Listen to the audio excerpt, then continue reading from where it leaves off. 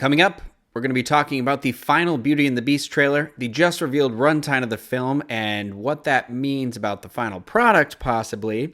Plus, there's a little bit of a Star Wars news here today, and a new Avengers video game that's just been announced. So all that and more in this episode of Diz Pop.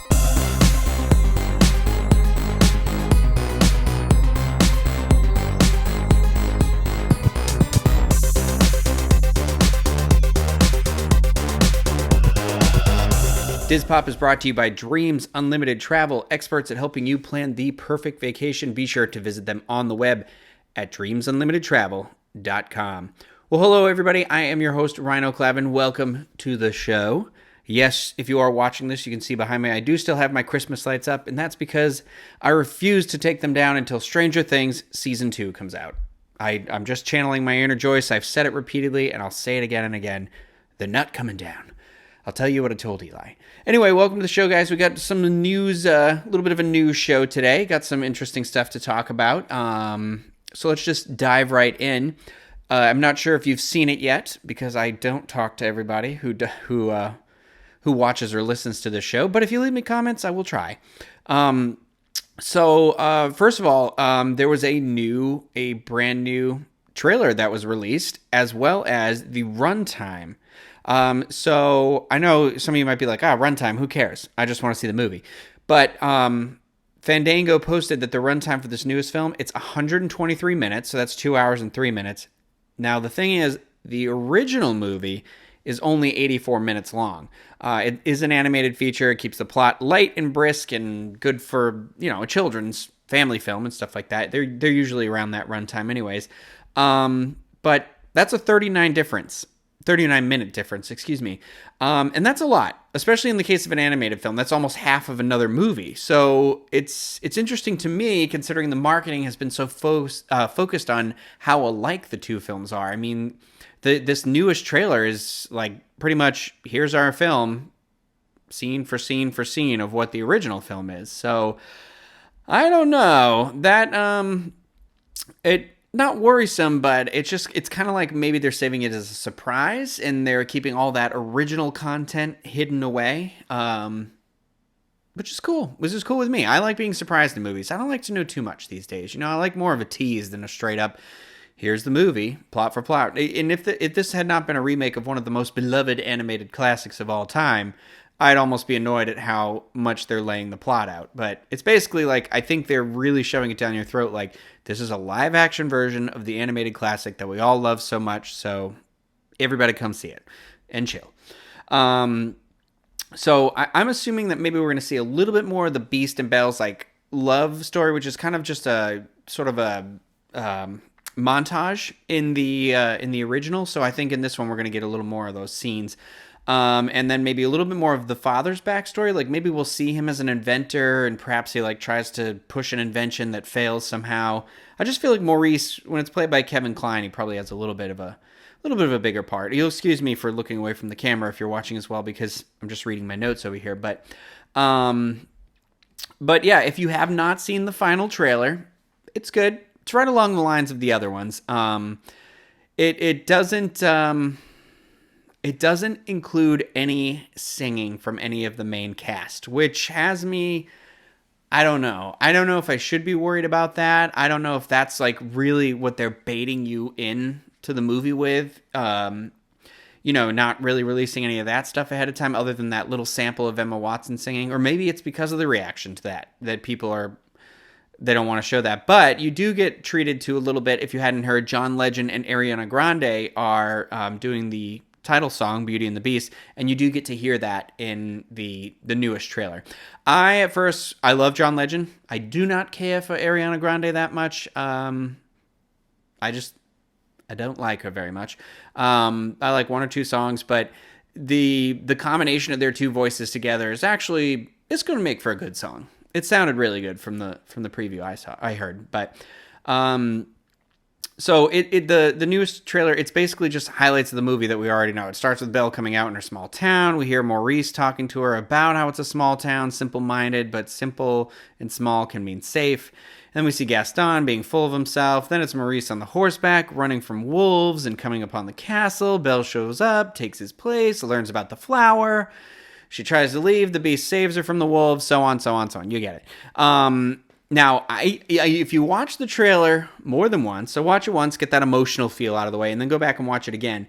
And you can kind of catch these like little glimpses of what I believe are song and dance numbers from the movie, like Be Our Guest, Gaston, and Little Town. But there's also like the hint of one or two other ones as well. So there's this big, like you can kind of see for a split second, this big dance hall number with tons of people in it, and the camera's like kind of moving through them. It kind of reminds me of the Roger and Hammerstein's classic Cinderella. The Leslie Ann Warren version is the one I grew up watching, but obviously Julie Andrews was in it as well. And they did the Brandy one a couple years ago, but it kind of reminds me of that scene a little bit. And now this could be from any area of the film or anything like that, but it could be from the beginning of the movie before the beast gets turned into the beast, and maybe it's how it's like them just having a party and he's kind of a jerk and shuts the party down, and that's when the traveler shows up. I don't know. But my theory is it's the closing song and dance number that's going to close out the film. So we know that Celine Dion is going to perform a song for this movie. I believe I don't know if she's writing it or what the deal is, but she's involved here. I have a feeling that's where the song's going to go, because the original, we'll have the coda of Tale as Old as Time. I'm sure the Beauty and the Beast coda, excuse me. But I don't know. I just have this feeling like that's where the new number is going to sit. Because there'll be at least one new number. I'm sure they want to try and get an Academy Award for Best Original Song, and they can't do that without having an original song written for this movie. So that's my theory. And the big reason why I think that is because there was a marketing poster that, I don't know if you saw it or not. It's been in a lot of theaters, but it shows like on one side, like it's the servants as they are as the, as like the Lumiere as the candlestick and Cogsworth as the clock, but it also has their like regular forms, their human forms, and the dance hall scene looks like that. So it's definitely them. But just whether it's at the beginning or the end, who knows? But however, whatever the case is, that if you are listening to this on the day it comes out, it's February 3rd, so it's just 6 weeks away from release. So pretty exciting. Next month. Something fun. March is pretty packed full of movies, because we all know my favorite, the Power Ranger movies coming out at the very end of the month. We've got this. Logan is coming out the first weekend of the month. Good Lord, that movie looks good. I am very excited for that movie. The runtime of that was also released. I believe it's about 2 hours and 15 minutes. That's Marvel. That counts. I'm going to have to do a review of that, I think. So anyway, we do have a little bit of Star Wars news. Nothing overly major, but Rogue One has officially crossed the $1 billion mark. It's made just about 500 million internationally. I think it's like 499 point something, and then it's just over 500 million domestically, and so that's great. It's really good for the fact that maybe Disney is going to have more faith in these standalone films, so it can only mean the universe could keep expanding. Now, I know this one is so closely tied to an episode film, so it isn't quite a complete risk just yet. Well, but hopefully this like loosens up those reins where we're going to get more and more exciting tales. Like, I'd love to see an origin of the Jedi, the original Jedi, things like that. Maybe a Obi-Wan Kenobi movie. I know that's not straying too far away from the episodes, but still, Ewan McGregor again as Obi-Wan. Come on. But on that note of the standalone films, the Han Solo standalone film has officially begun filming with the working production title of Red Cup. Now, when movies are in production, they oftentimes don't use their actual name, and that way when they're set up or file for permits or something, they file as the name, like Red Cup, so that people don't know, oh, that's a Star Wars movie filming here, so let's go crash the site and figure out what's going on. So that one's going by Red Cup. As you know, or may not know, Return of the Jedi went by Blue Harvest, and that's why Family Guy used that name when they did the spoof there, so that was clever. Yeah, so we know it's in production. It's had day one of shooting because on January 30th, director Chris Miller put a photo on Instagram with the like production slate held up, and it had that name, the Red Cup, on the production slate. And what's great is the caption was Han first shot. So a fun little nod to the who shot first debate of the Han Greedo scene from the cantina from the original Star Wars movie, because in the original movie Han shoots Greedo, and in the special editions George Lucas went back and altered it so that Greedo shot at Han first. So it kind of changes the dynamic of the character a little bit. So maybe it'll be acknowledged in the film. Who knows? Who knows how? And in case you missed it, Woody Harrelson was cast in the film as Han Solo's mentor-type character. We've got Alden Ehrenreich playing Han Solo, and then Donald Glover as Lando Calrissian. He also hasn't, Donald Glover, hasn't apparently read the script yet. Now, this happens a lot. This happens a lot in Marvel movies. They really try and keep the secrecy. So, like, I know Chris Hemsworth hasn't read the hadn't read the Avengers Infinity War script, and they were like a week away from filming. So it's like kind of nervous for the actor who has to commit to this role. But you know, when you're asked to play Lando Calrissian, it's kind of like one of those, well, yeah, I'm gonna play him, you know. So, and I think that's perfect casting. So I'm super excited to see Donald in that role. Yeah, I think kind of the fear of another prequel situation is slowly fading away. So we'll see. We'll see. But on that Marvel note, Marvel and Square Enix have come together for a multi-year, multi-game partnership that begins with the just announced Avengers Project. If you haven't seen this, Marvel teased a big announcement last week, and it turns out it's this video game thing. They released like an announcement trailer that kind of shows various Avengers associated items. Oh, excuse me, I hit my watch on the table. So it's like Bruce Banner's glasses, there's Iron Man's hand, like the glove of the, you know, from the suit, and like Captain America's shield is kind of all in rubble and disarray. And I think basically the idea is that they have to reassemble the Avengers. They're using that hashtag reassemble to kind of promote this. But the video on YouTube, it had some information in the trailer, and I'm going to read that to you. It says, Marvel Entertainment and Square Enix announced today a multi-year, multi-game partnership leading with the reveal of the Avengers Project. The newly established partnership pairs the creative minds at Marvel and Square Enix for one of the most powerful alliances in interactive entertainment. A game based on beloved Marvel heroes, the Avengers Project is being crafted by Crystal Dynamics, the longtime developers of the award-winning Tomb Raider series, in collaboration with lauded Deus Ex developer Eidos Montreal. The Avengers Project is being designed for gamers worldwide and will be packed with all the characters, environments, and iconic moments that have thrilled longtime fans of the franchise, featuring a completely original story. Ooh, very exciting. It will introduce a universe gamers can play in for years to come. So more details on the Avengers Project and other games will be announced in 2018. What? 2018? I, for some reason, thought this was 2017. Well, I mean, I know we're in 2017, but what the heck? Gosh, that's a long time to wait. But, I mean, that's exciting for gamers. I guess that's a thing in gamer culture, though. They announce things really far ahead of time. I mean, Kingdom Hearts 3, right? So it's just something to look forward to. Kind of cool. I've heard really good things about anything that the Square Enix has been involved with. So I'm going to have to check those out, like the Tomb Raider or the Crystal Dynamics. I guess they worked on Tomb Raider. So I'm going to have to check those out. I've heard good things. So...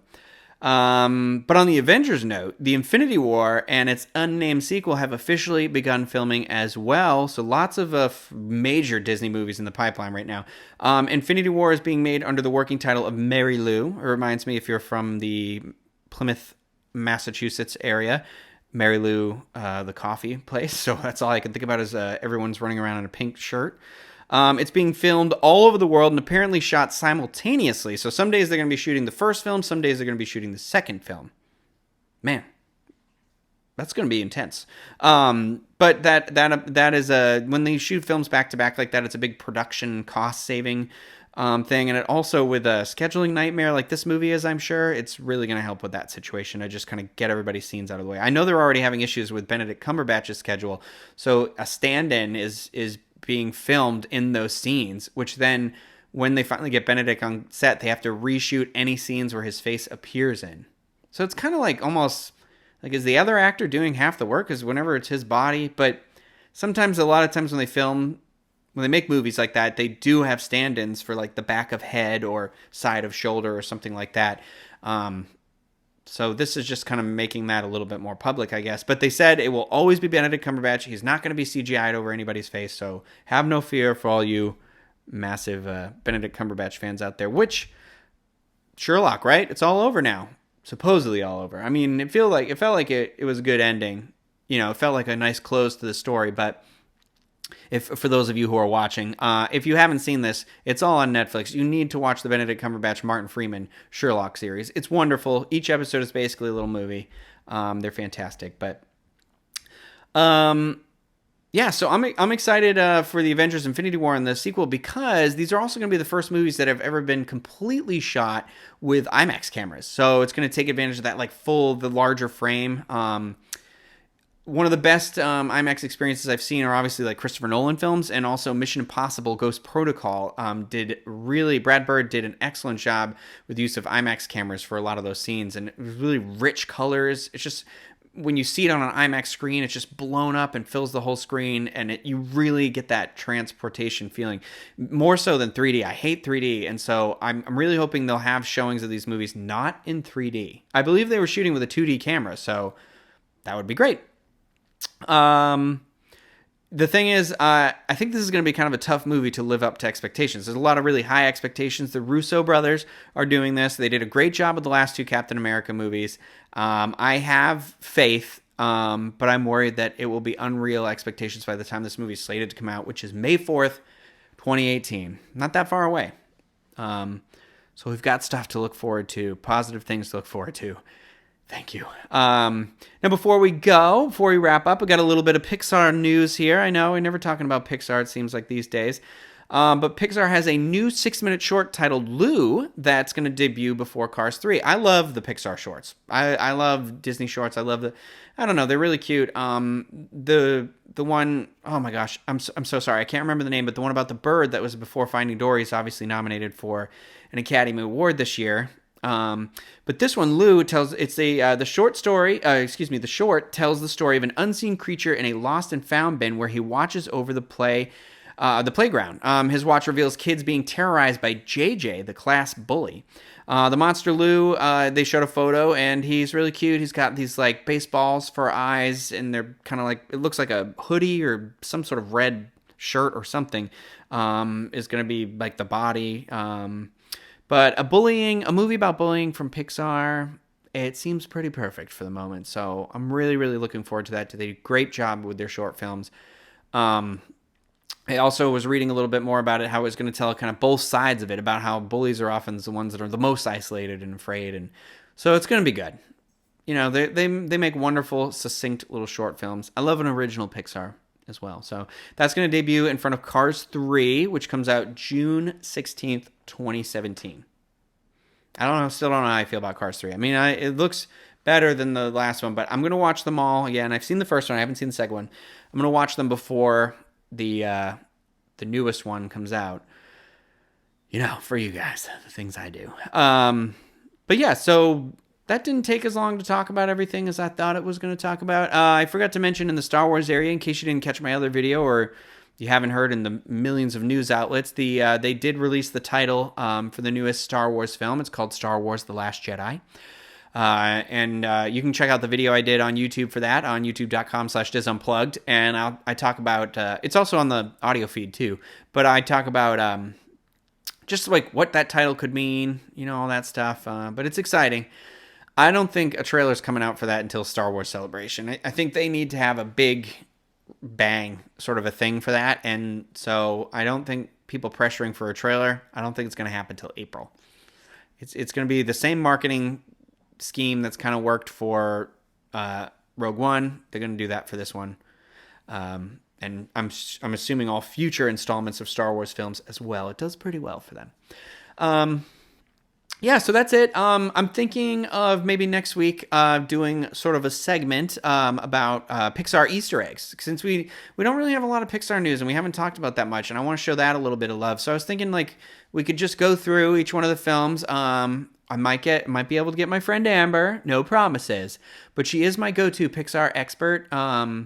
I mean, she's got a photo drawn by Pete Docter on her wall, framed on her wall, that is to Amber from Pete. So, you know, she's my go-to Pixar nerd, Pixar enthusiast.